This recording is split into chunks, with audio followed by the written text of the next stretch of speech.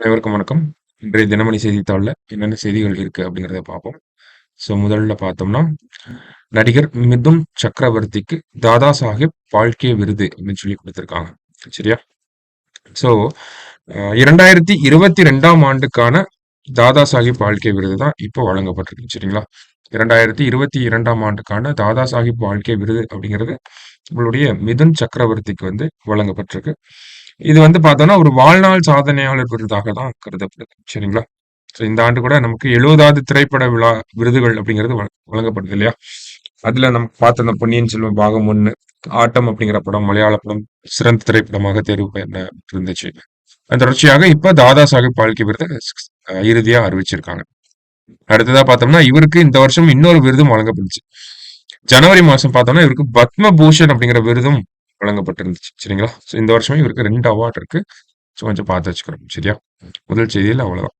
அடுத்தது பருவமழை முன்னேற்பாடுகள் அதிகாரிகளுக்கு முதல்வர் உத்தரவு அப்படின்னு சொல்லி கொடுத்திருக்காங்க. பருவமழை காலம் அப்படிங்கிறது தமிழகத்துல தொடங்க இருக்கு இல்லையா? அதை ஒட்டி ஒரு அறிகுறிய அதிகாரிகளுக்கு முதல்வர் கொடுத்திருக்காங்க. நமக்கு செய்தி முக்கியமான செய்தி என்ன அப்படின்னு பார்த்தோம்னா ஹைலைட் பண்ண கண்டென்ட் தான். மழை, வெள்ளம், வானிலை போன்றவை குறித்த தகவல்களை அறிய தமிழக அரசு ஏற்பாடு செய்துள்ளது. என்ன செய்துள்ளது அப்படின்னு பார்த்தோம்னா, வானிலை முன்னெச்சரிக்கை, இப்போதைய வானிலை, பெறப்பட்ட மழை அளவு, நீர்த்தேக்கங்களில் நீர் இருப்பு உள்ளிட்ட விவரங்களை தமிழிலேயே அறிந்து கொள்ளும் வகையில் டிஎன் அலர்ட் என்ற கைபேசி செயலியை அரசு உருவாக்கியுள்ளது அப்படின்னு கொடுத்திருக்காங்க. இப்ப நமக்கு எக்ஸாம்பிள் எப்படி கேட்பாங்கன்னா, டிஎன் அலர்ட் அப்படிங்கிற ஒரு ஆப் கொடுத்துட்டு இந்த அப்ளிகேஷன் விமன் சேஃப்டி இல்ல சில்ட்ரன் சேஃப்டி அந்த மாதிரி 2, 3 ஆப்ஷன் கொடுத்துட்டு லாஸ்ட் ஆப்ஷன்ல வெதர் மானிட்டரிங் அப்படிங்கிறத கொடுக்கலாம். சரிங்களா? அப்ப அந்த மாதிரி கொடுக்குறப்ப நம்ம கன்ஃபியூஸ் ஆயிரும். டிஎன் அலர்ட் அப்படின்னு பார்த்தோம்னா நம்ம வெதர் ரிலேட்டடா இருக்கிறது அப்படிங்கிறத ஞாபகம் வச்சுக்கணும். இதே நம்ம மெயின்ஸ் பாயிண்ட் ஆஃப் வியூலையும் கோட் பண்ணலாம். சரிங்களா? ஸோ கிளைமேட் ஐ மீன் மழை அதை சார்ந்த விஷயங்கள் அப்படின்னு பாக்குறப்ப ஏதாவது கேள்விகள் வந்துச்சுன்னா இந்த மாதிரி தமிழக அரசாங்கம் இந்த மாதிரி இனிஷியேட்டிவ்ஸ் எல்லாம் எடுத்திருக்காங்க அப்படிங்கறத நம்ம சொல்ல முடியும். சரிங்களா? பாக்ஸ் போட்டோ காட்ட முடியும். நம்ம சமீபத்துல இந்த மாதிரி கொண்டு வந்திருக்காங்க அப்படிங்கிறது. சரியா? அடுத்து அடுத்த செய்தியில பார்த்தோம்னா திருக்குறள். இன்றைய திருக்குறள் பார்ப்போம். என்ன கொடுத்திருக்காங்க அப்படின்னா, அருமை உடைத்தென்று அசவாமை வேண்டும், பெருமை முயற்சி தரும் அப்படின்னு கொடுத்திருக்காங்க. இது செய்வதற்கு அருமையானது என்று சோர்வுறாமல் இருக்க வேண்டும். அதை செய்வதற்கு தக்க பெருமை முயற்சி உண்டாகும். ஒரு விஷயம் செய்யறதுக்கு கஷ்டமாக இருக்கு அப்படின்னு சொல்லி சோர்வுறாமல் இருக்கணும். ஓகேங்களா? அப்படி சோர்வுறாமல் இருந்தா அந்த செயலை செய்யக்கூடிய ஊக்கத்தை முயற்சியே தந்துரும் அப்படின்னு சொல்றாங்க. திருக்குறள் எண் 661 அதிகாரம் ஆழ்வினை உடைமை. வேற என்ன செய்திகள் இருக்கு இன்றைய செய்தித்தாள் அப்படின்னு பார்த்தோம்னா, அக்டோபர் 1 பார்த்தோம்னா ரத்த தான தினமாக இருக்கு. சரிங்களா?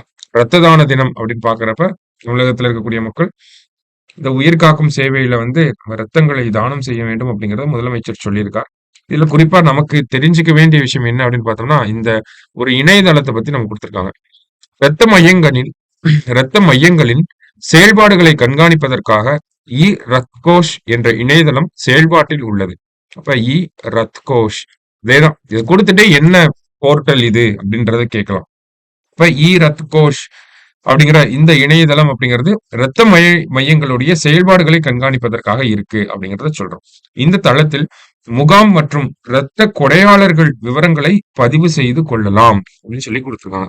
இப்போ ஒரு வெப்சைட்டை பத்தி சொல்றாங்க. ரத்த தானம் தினம் அப்படிங்கிறது நமக்கு செய்தி. அதுல நம்ம எக்ஸாம் பாயிண்ட் ஆஃப் வியூல என்ன எடுத்துக்கிறோம்னா, இந்த ரத் கோஷ் அப்படிங்கிறது நமக்கு தெரியாம இருக்கலாம். இப்படி ஒரு இணையதளம் இருக்கு. ரத்த மையங்களின் செயல்பாடுகள், ரத்தம் தானம் செய்யக்கூடியவர்களுடைய விவரங்கள் இதெல்லாமே அந்த இணையதளத்துல இருக்கு அப்படிங்கறத நம்ம தெரிஞ்சுக்கிறோம். மத்திய அரசாங்கத்தினுடைய ஒரு இணையதளமா இருக்கு. சரிங்களா?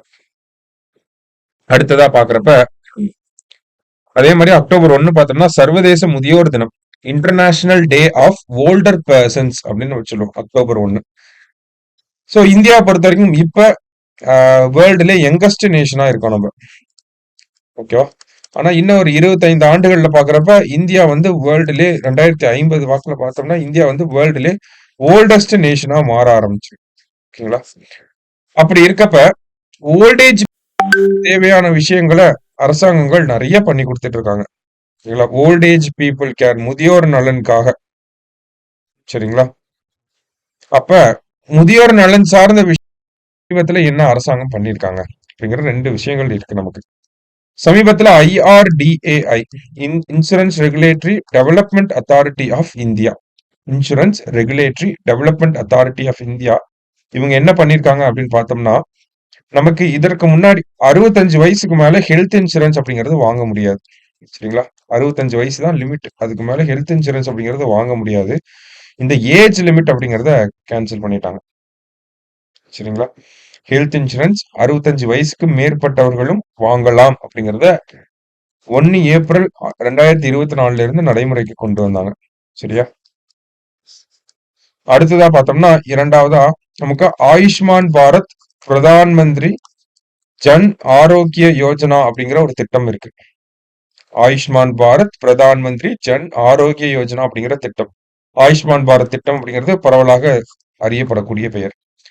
இந்த ஆயுஷ்மான் பாரத் திட்டத்துக்கு கீழே பார்த்தோம்னா 5 லட்சம் ரூபாய் ஒரு ஃபேமிலிக்கு ஒரு வருஷத்துக்கு கொடுக்குறாங்க. Per family per year. சரியா? 5 லட்சம் ரூபாய் ஒரு குடும்பத்துக்கு வந்து கொடுக்குறாங்க. இதுல ஒரு சில மாற்றங்கள் சமீபத்துல செய்யப்பட்டுச்சு. அதாவது இந்தியாவுல 70 அல்லது அதற்கு மேற்பட்ட வயதில் இருக்கக்கூடிய நபர்கள், முதியோர்கள் இருக்காங்க இல்லையா?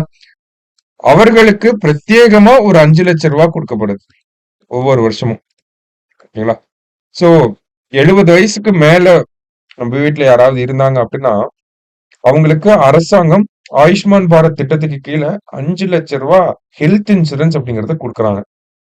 இது எல்லாமே பார்த்தோம்னா ஓல்டேஜ் பீப்புள் கேர் நோக்கி கொண்டு வரோம். சரிங்களா? இப்ப இதுவுமே சமீபத்துல ஒரு 2 வாரங்களுக்கு முன்னாடி மத்திய அமைச்சரவை ஒப்புதல் கொடுத்த ஒரு விஷயம். சரியா?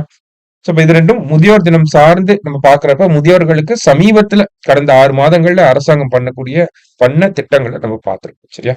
சோ இன்றைய செய்தித்தாளை பொறுத்த வரைக்கும் இருந்த முக்கிய செய்திகள் இதெல்லாம் தான். மீண்டும் நாளை செய்தித்தாள் வாசிப்புல சந்திக்கலாம்.